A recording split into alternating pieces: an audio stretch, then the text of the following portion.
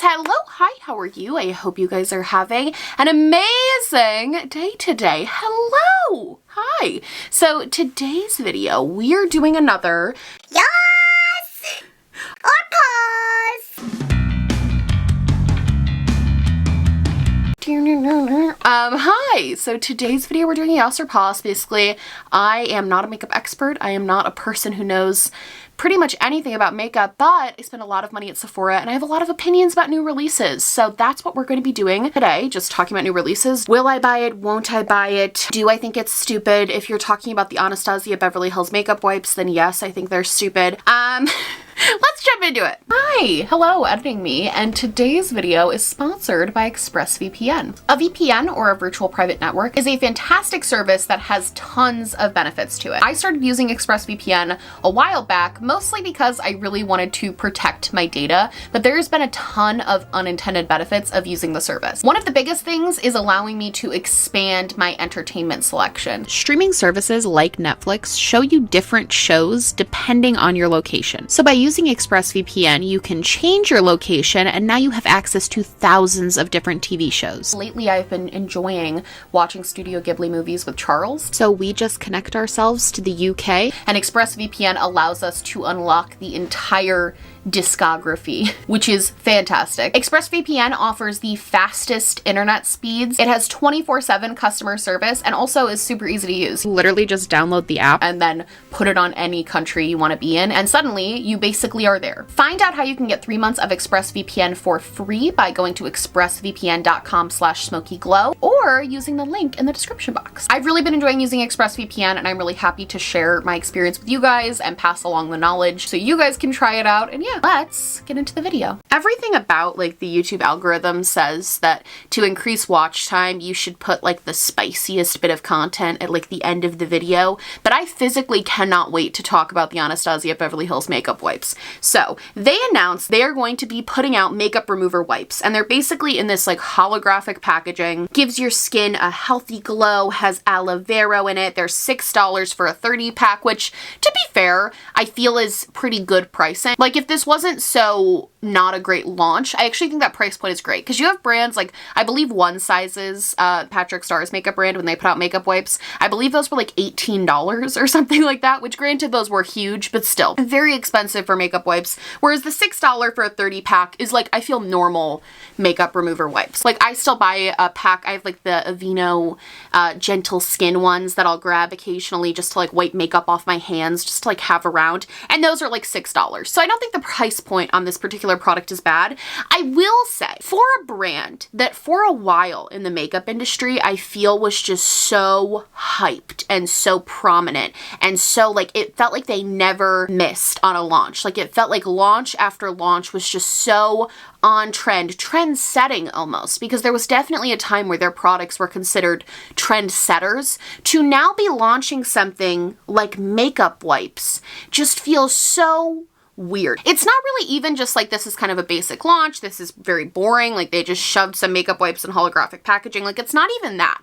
It's the timing of this particular launch that feels so behind the trend, so behind the curve. Because to put out makeup removing wipes when last year was basically the rise of the skincare guru, like we saw all of these people just really blow up on TikTok, on YouTube. You have Hiram, James Welsh, like all of these people who just absolutely blew up on YouTube giving skincare advice, and the main sort of critique across the board is we hate makeup remover wipes. Stop using makeup remover wipes. They are not good for your skin. They're bad for your skin. Even like past just gurus, like even dermatologists and people who study skin for a living and are professionals are saying makeup remover wipes are horrible for your skin. It tugs at your skin. It's just not good for you. And there's been this real push in the industry to be like, okay, let's move away from makeup wipes. And like, do I still use them occasionally when I'm in a pinch? Yes. Do I try to double cleanse every night instead to help my skin?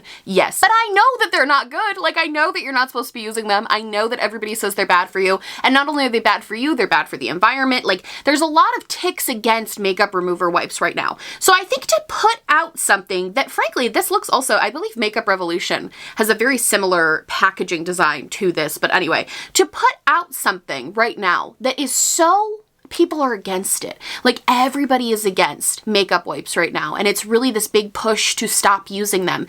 Just feels so not only like lazy and half-assed, it also just feels so behind the curve, like behind the trend. It feels so like it really, this launch to me solidifies in my brain for now. Obviously there's room to change and grow, but for now solidifies what I think a lot of people have been feeling about Anastasia, which is just that they've lost their magic touch. Like they really used to have this magic about them that every launch was a hit, every launch was on trend. And this just solidifies to me that they don't know what they're doing anymore. Like I don't think they know what they're doing. I don't think they know where to go or what direction to necessarily go in, because they'll have some like okay launches, like they just launched that icy highlighter and they have the brow freeze, and like that's all, you know, they're not necessarily trend setting, they're definitely following trends with that, but it's like on trend, you know, but then it's like 2 steps back with something. They're really like the epitome of that song. What is that song that's like, it's like 1 step forward and 2 steps back. No matter what I do, you're always mad. I don't know who sings it, but it's a bop, trust me. And what it feels like with Anastasia right now. They're 1 step forward, 2 steps back. No matter what happens with them, it's not good.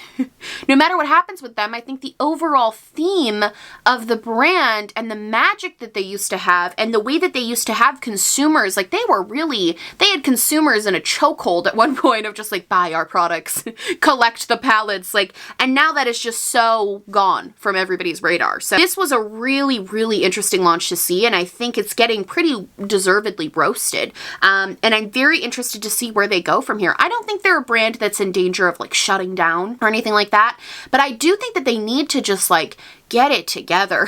Like between last year and this year, they are just a brand that to me personally, I'm like, wow, it's getting rough. So I did want to talk about those. Melt Cosmetics is coming out with this Mary Jane palette.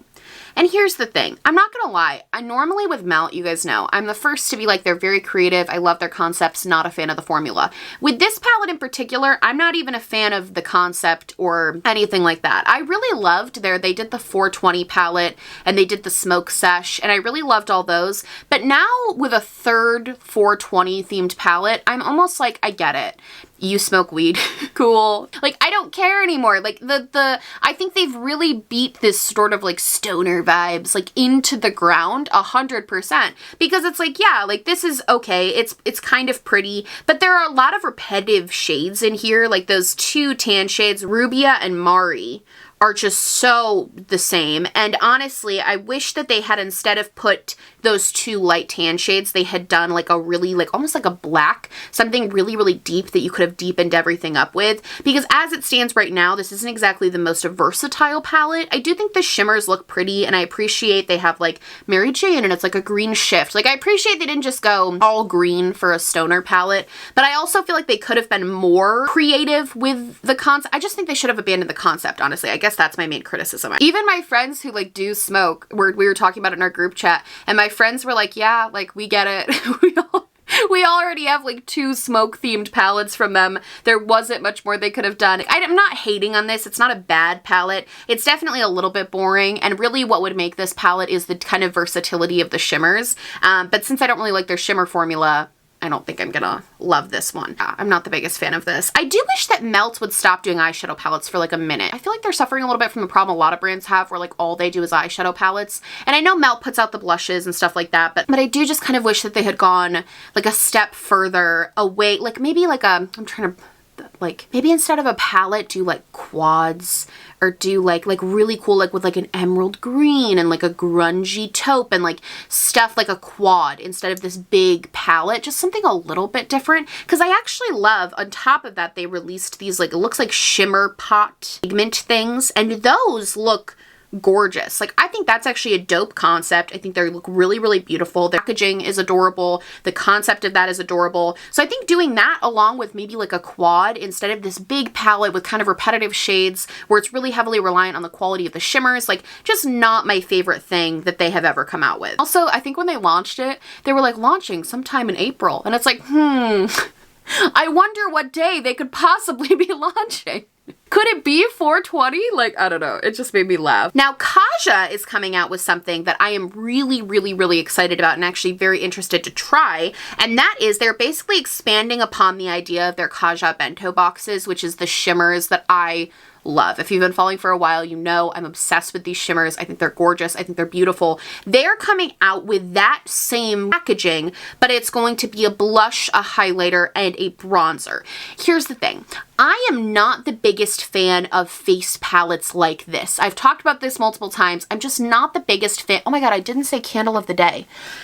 Candle of the day is Vanilla Snowflake. Oh my god, I'm so out of it. Okay, sorry. Anyway, back to the video. I have to say, I'm not the biggest fan of the blush. I just don't reach for them. Like, I've just found throughout my use of makeup, palettes that have all 3 in 1, I'm really not inclined to reach for those. However, I'm more interested to try this less because I think it's going to be like my most used face palette and more because I really want to try the formula. And also, I can see myself now that it's starting to look like we're going to be able to like travel a little bit more.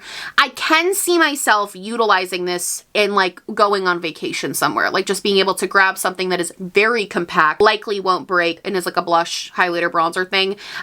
I guess I'm kind of hit or miss on this because I really hate buying stuff with the sole purpose of like, oh, it's good for travel. Because like I don't travel enough to justify that. But I also really do want to try the formula. I think I'm trying to justify this to myself because realistically, this is not something that I'm going to reach for often in my makeup collection. I know this about myself, but I'm just so intrigued by the formula. So maybe what I should do instead is instead of buying this right now is just wait to see if they release maybe singles of blush or like a trio like this with only blushes, or a trio like this that's like maybe a duo with bronzers, like something that's not this particular palette, because I'm sure they will eventually. I'm sure this is not the only, I know they have singular highlighters and I'm not the biggest fan of those, but this does look like a different formula. You know what it is though? If this wasn't in the bento packaging, so if they had just put this in a palette flat and had like a blush, a bronzer, and a highlighter flat and like a normal, you know, palette style packaging, I would have zero interest in this. But the only reason I have interest is because I already associate good quality products with the bento box formula.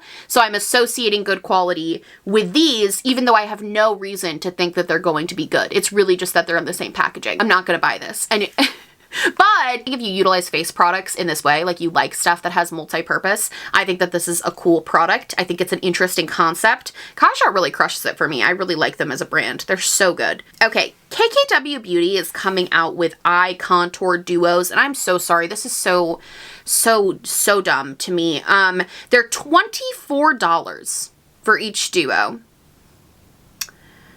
Do you know how many palettes do you know the palettes you could buy for $24 that have like multiple shades? It's a eye contour duo. It's just eyeshadow. This is just eyeshadow. This is a duo of eyeshadow that is overpriced and it's brown. Like that is all this is. I promise you that for the most part, if you love makeup so much that you're following like KKW and all of that stuff, I promise you have a light brown and a dark brown eyeshadow somewhere in some Morphe palette or some ColourPop palette or some, like you have a brown eyeshadow. To buy a specific duo for the sole purpose of like eye contouring, just buy a brown eyeshadow. Like truly, just buy any single brown eyeshadow is going to give you the same, if not better effect as these KKW eye contours. I commend the ingenuity of trying to market something that has existed in the makeup world for years as this new and innovative product. Like I commend her marketing team for coming up with this BS, because I'm sure that it's going to work on some people and they're gonna be like, oh, this new eye contouring thing. It's literally just putting on eyeshadow. You're just putting on eyeshadow, you're just using brown eyeshadow. It's basically an everyday makeup look where you just put 2 colors in your eye and walk out the door. You know the trend, oh my god, if you have a bronzer, just do this. That's what I used to do when I used to work in daycare. I would literally just throw a bronzer in my crease and walk out the door. And like that is what she is selling you for $24. Buy a Physicians Formula Butter Bronzer, 2-in-1, you get a dope bronzer. It's $12 and you have an eye contour. Congratulations. I'm sorry. I think this is so dumb. Sometimes they like with Kim and Kylie, I can at least objectively look at it and be like, well, that's, you know, interesting, or that's kind of a cool product. Like, okay, I'm about that. But with this, I'm just like, wow, what a scam. This is what I would classify as like a scam, an actual scam. ABH Cosmetics is coming out with these remix dance collections. So it's like the 80s, the 90s, and the early 2000s. I don't hate these. I don't hate the packaging. I think the packaging is pretty on on par. I do feel like for the early 2000s, not putting an icy blue in there is like a total missed opportunity. It seems like there's no sort of like, based on these, it's all kind of like more purple and cool tone based. I feel like not putting in an icy blue is a huge error. And I also feel like for the 90s, I would have appreciated, I guess here's my thing. The 80s palette, I wasn't alive in the 80s, but based on what I know about the 80s, I think the 80s palette is decent. Like, I think it's the bright eyeshadow, like colorful. Okay. 90s, I really wish they had just gone full grunge. Like, why is there a pastel blue in the 90s palette? I feel like that should be in the 2000s palette, and I feel like the 90s should have been just full on like black and dark taupey colors and like really just leaned heavily into the grunge. Not that that's all that the 90s was, but definitely when we're talking about fashion trends and makeup trends that are kind of resurfacing now from the 90s, all of it is this like grunge look, right? So I do think that would have been more. With the 2000s, it's really just missing that icy blue. I don't understand why they wouldn't have a sort of icy, yeah, I'm even looking at the swatches. There's no icy blue to be seen. So I think that could have missed the mark, and also to even add in that little warm tone quad at the bottom. I hate this. I think the price point is a little ridiculous. They're $28. I think BH should really just do like 15 and call it a day. I know it's easier said than done. Like, I know I don't know the financial stuff working behind it, but I just feel like $15 would be a better price point for BH Cosmetics, especially since I feel like BH is known for being a very affordable brand. And to me, $28 for an eyeshadow palette, especially one that's not particularly, I mean, it's not like it has custom packaging or anything, or like, I feel like $28 is kind of a lot to be spending on something like that. But yeah, I mean, it's not the worst launch I've ever seen from BH. It's definitely something. It's a launch. They released makeup, so I don't know. Wet n Wild is releasing this SpongeBob collection, and honestly, I like this. I don't like SpongeBob. I've never been into SpongeBob, like, as I've just never gotten into that, but like, I think this is cute. I like that you can order a PR box. I love when brands do that. I love when you can actually buy the PR box, buy the whole collection. I think that's so smart when brands do that. I think Wet n Wild, I remember I bought their unicorn box. Before the PR box thing was even like a thing, they had a unicorn box that you could buy, and I remember feeling so freaking cool when that box came. And I was like a literal beauty guru for a moment. Like, I felt so cool. I think that you can buy the PR box is cool. I actually like the palette. I think it looks like SpongeBob. I think that this actually is better, in my opinion, than the Hip Dot SpongeBob collection that came out. It doesn't have any of those weird face masks. Like, I actually think this is kind of cool. I'm not really sure why there are all these like random, I guess the best way to describe them would be trinkets, because you have like sponges and stuff like that. I'm not really sure about that, but I like the palette. I think that's all very sort of on trend. They have like a Squidward beauty sponge. They have a brush cleaner that looks like Gary. Yeah, I mean, I think this is cute. I think it's on theme. Like, they definitely followed through on the theme. I think that the eyeshadow palette looks fine. I think the highlighter is probably their best thing. And I also think making the characters into sponges is genius. I think this new sort of trend we're seeing, e.l.f. did it with the Chipotle palette, of making sponges look adorable, is actually fun, because sponges aren't super expensive. Most brands now have gotten it down where it's like most sponges, no matter what price point, are going to be very good quality. And having something that's like funny shaped or whatever, like a SpongeBob shaped, he's literally a sponge, like, it's perfect. SpongeBob shaped sponge. It's very smart. I think it's very cute, and I like this. Even not being a huge SpongeBob fan, I think that this is very cute. Wet n Wild has really good quality given sort of the price point. I think that their quality is phenomenal. So I like that. I feel like we have to talk about this just because I know that everybody thought this was an April Fool's joke, and it's not. Fenty Beauty came out with their Gloss Bomb. It's like in a clip-on packaging that you like rub your finger in and like apply it, kind of like the gloss that you would use in like elementary school is what this reminded me of. So I think my question would be, we're far enough into the global pandemic now that I don't think brands can sort of claim ignorance on the stupidity of a launch in line with a global pandemic anymore. Maybe I'm wrong, but I feel like we're over a year into it now. And as far as I know, most makeup brands are about a year is kind of what they plan out for, is like a year in advance. So I don't know if a lot of brands can sort of claim, oh, we didn't know that the pandemic was going to be happening when we launched this. I feel like you can't claim that anymore. And to release a product that is the sole purpose is meant to be clipped on to like your bag or backpack, and you rub your finger in it and then subsequently rub your mouth with it in public, is very strange to me. Like, this is just a very strange launch to me, just germ-wise. Like, honestly, just everything else aside, beside the fact that I think this is a little weird, germ-wise, I'm so confused how anybody thought this would be a good idea. Because the only way this works, I guess if you're in your car, but even then, like, you can't wash your hands out in public. Everybody's relying on hand sanitizer. So I'm gonna have my Bath & Body Works, you know, champagne toast hand sanitizer mixed in with this lip gloss as I'm rubbing my finger in it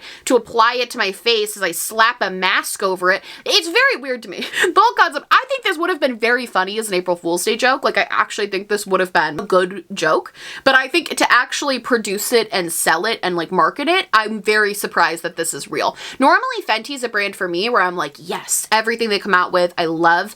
This in particular, I am just so incredibly confused by. And also I can't imagine, they said it's in the Universal Gloss Bomb formula, but I can't imagine that that's going to be even remotely the same effect on the lips that the gloss, because the gloss bomb, it's a gloss, like it's very liquidy, like it's not a balm already. It's not like a lip balm that you put on. So to transfer that into balm formula, I'm actually low-key just curious like how this applies, because I can't imagine it's amazing. I don't know. Did anybody buy this?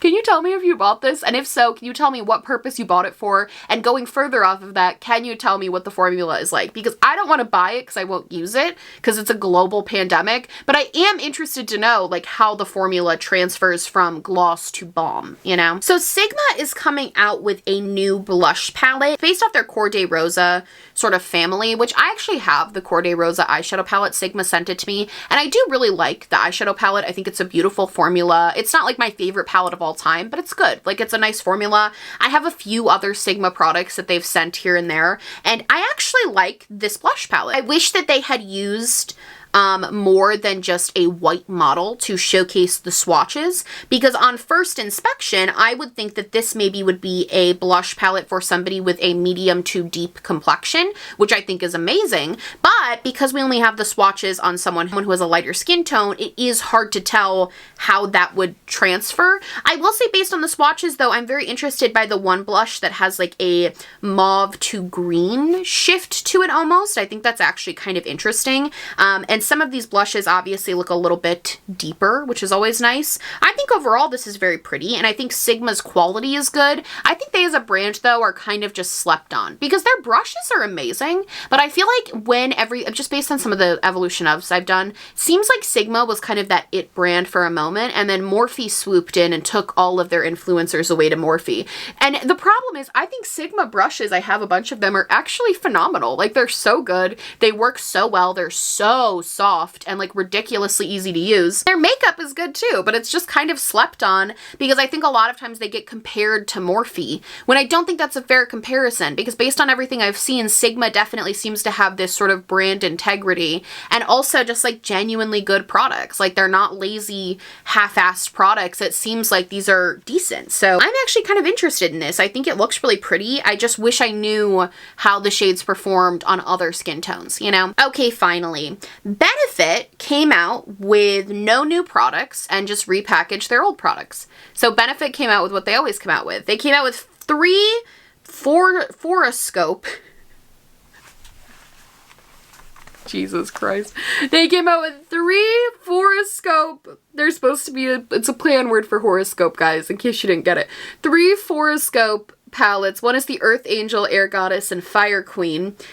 They are all the same. They all look the exact same, just some have a bigger pan than others, and some have like the Georgia bronzer.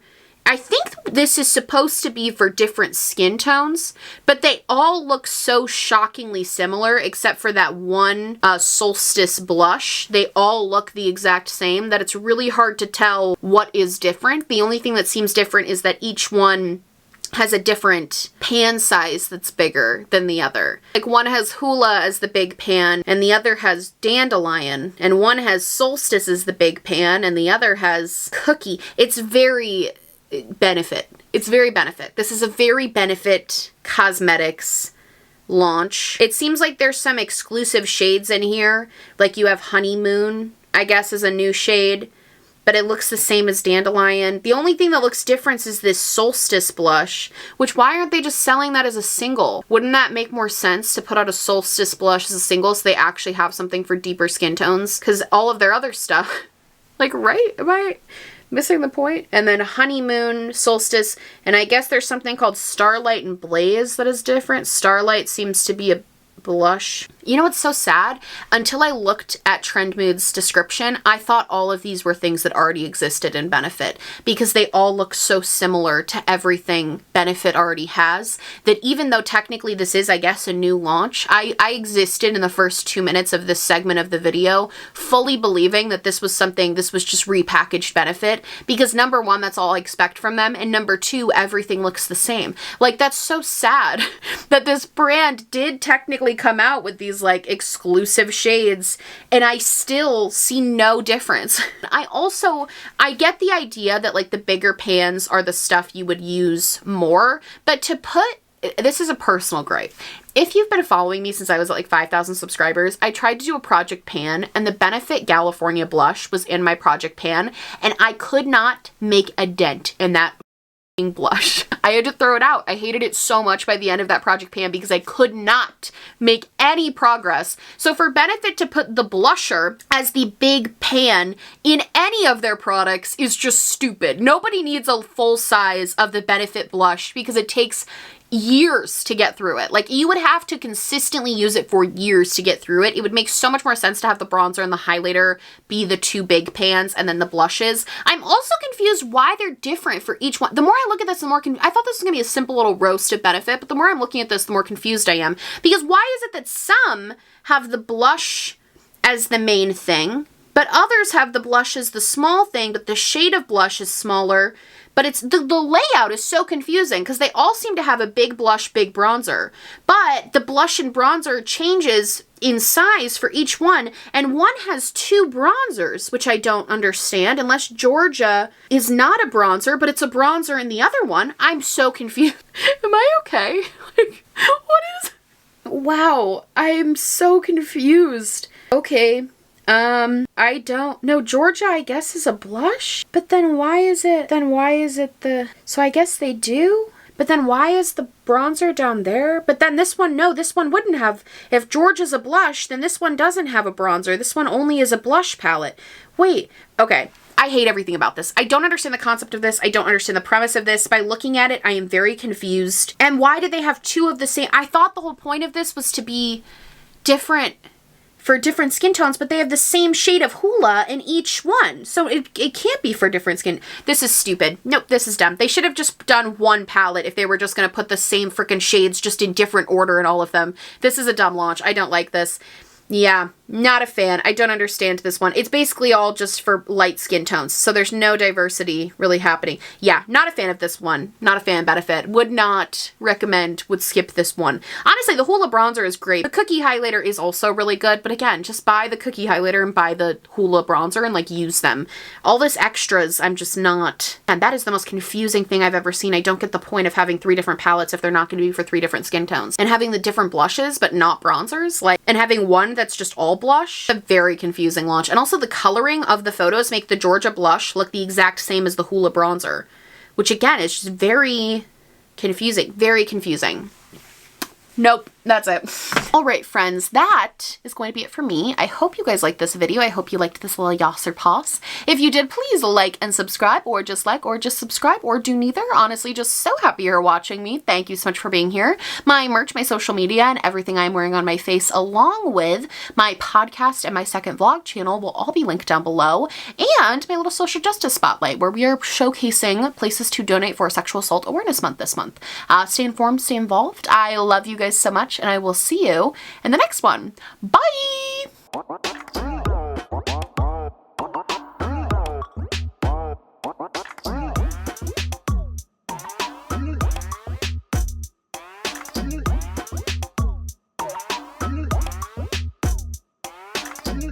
What?